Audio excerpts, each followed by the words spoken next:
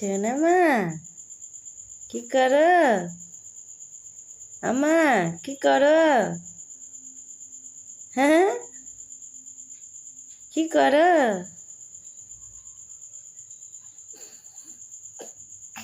আমার সোনামাটা বসতে শিখে গিয়েছে, একা একা খেলা করছে বসে।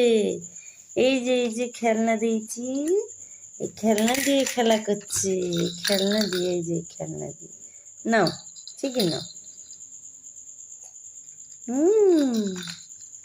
বাবা